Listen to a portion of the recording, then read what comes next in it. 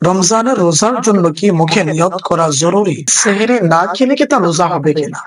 কোন ব্যক্তি সেহরি খাওয়ার নিয়ত তো করেছে, কিন্তু ওই ব্যক্তি দেখা গেল রাত্রে জাগতে পারে নাই। না জাগতে পারার কারণ, না উঠতে পারার কারণে ওই ব্যক্তির ফজরের পর হয়ে গেছে বা ফজরের ওয়াক্তে উঠেছে, অথবা সকাল 7টা-8টার সময় গিয়ে চোখ খুলেছে, কিন্তু এই ব্যক্তিকে তো রোজা রাখবে সুবে সাদিক থেকে। কিন্তু এই ব্যক্তি এখন নিয়ত কিভাবে করবে? অনেকে বলে থাকেন যে একসাথে 30টি রোজার আমি নিয়ত করে নিলাম, তাহলে হবে কিনা। আলহামদুলিল্লাহি রাব্বিল আলামিন ওয়াস সালাতু ওয়াস সালামু আলা সাইয়্যিদিল মুরসালিন ওয়া আলা আলিহি ওয়া আসহাবিহি আজমাইন। প্রিয় মুসলিম ভাই ও বোনেরা, রমজানুল মুবারক মাস আপনাদেরকে স্বাগত এবং মুবারকবাদ।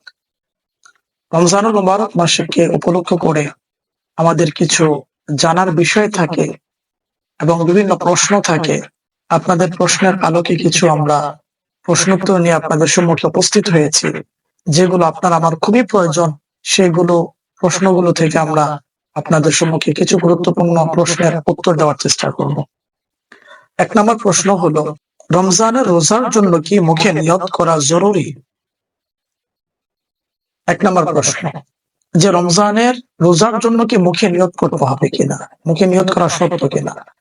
না, রমজানুল মুবারক মাসের রোজার জন্য মুখে নিয়ত করা শর্ত নয়। কোন ব্যক্তি যদি, কারণ নিয়ত বলা হয় অন্তরের ইচ্ছাকে, মুখে বলাটা হচ্ছে উত্তম। কেউ যদি মুখে বলে নেয় যে আমি আগামী কালকে রোজা রাখছি, এটা বলে নিলে এটা উত্তম। কিন্তু কেউ যদি মুখে না বলে তাতে কোনো সমস্যা নাই, কিন্তু অন্তরের ইচ্ছাকে নিয়ত বলা হয়ে থাকে।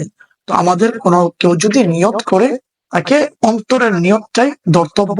মুখে অন্তরের নিয়তের সাথে সাথে মুখে যদি বলে নেয় তাহলে এটা আরো উত্তম হবে, মুস্তাহাব। কিন্তু কেউ যদি মুখে না বলে অন্তরে নিয়ত করে, তাহলে তার নিয়ত হয়ে যাবে, তার নিয়ত শুদ্ধ হয়ে যাবে। কিন্তু কোন ব্যক্তি শুধু মুখে বললো, অন্তরে নিয়ত থাকলো না, তাহলে ওই ব্যক্তির নিয়ত শুদ্ধ হবে না।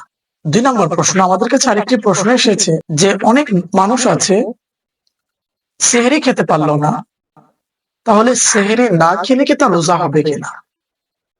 তো মনে রাখতে হবে, রোজার জন্য সেহরির শর্ত নয়। কোন ব্যক্তি যদি সেহরি না খেতে পারে, তারপরও তাকে রোজা রাখতে হবে, এবং সেহরি না খেলে তার রোজা নিঃসন্দেহ হয়ে যাবে। সেহরির কারণে তার রোজাতে কোনো সমস্যা হবে না। 3 নম্বর আরেকটি প্রশ্ন আমাদের কাছে নিয়ত সম্পর্কিত, খুবই গুরুত্বপূর্ণ একটি প্রশ্ন, এবং যেটা আপনার আমার স্মরণে রাখা উচিত। এরকম ধরনের প্রবলেম অনেকের সাথেই হয়ে থাকে। উদাহরণস্বরূপ, কোন ব্যক্তি সেহরি খাওয়ার নিয়ত তো করেছে, কিন্তু ওই ব্যক্তি দেখা গেল রাত্রে জাগতে পারে নাই।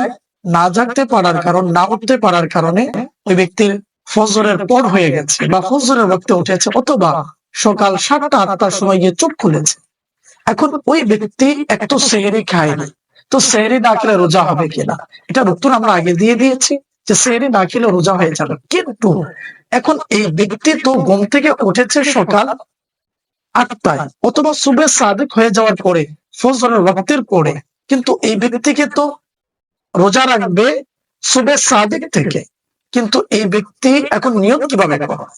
এখন মনে রাখতে হবে, যখন কোনো ব্যক্তি সুবে সাদিক হয়ে যাওয়ার পরে নিয়ত করে, তাকে এই জিনিসটা মনে রাখতে হবে। সে যদি নিয়ত করে, উদাহরণস্বরূপ কোনো ব্যক্তি সকাল 7টায় নিয়ত করছে, সে যদি নিয়ত করে আমি এখন থেকে রোজা, তাহলে ওই ব্যক্তির রোজা হবে না।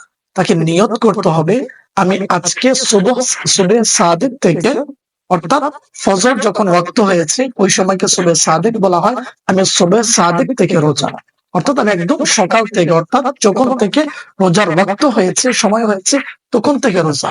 কোন ব্যক্তি যদি বলে আমি 7টা থেকে রোজা, তাহলে ব্যক্তির রোজা হবে না। সারাদিন যদি সে ব্যক্তি উপবাসে থাকে, তার রোজা হবে না। তো এই জন্য যদি কোনো কারণে আমরা উঠতে লেট হয়ে যায়, আমরা এই জিনিসটাকে খেয়াল রাখতে হবে। আমরা নিয়ত করবো আমি সুবে সাদিক থেকে, অর্থাৎ যখন থেকে রোজার সময়, তখন থেকে আমি রোজা নিয়ত।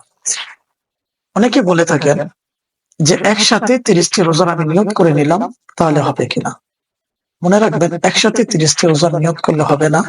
আপনি শুধু একসাথে 30টি রোজার নিয়ত করলেও আপনার শুধু একটি রোজার নিয়ত বলে ধর্তব্য হবে। আপনাকে প্রতিটি রোজার জন্য আলাদা আলাদা পৃথকভাবে আপনাকে নিয়ত করতে হবে।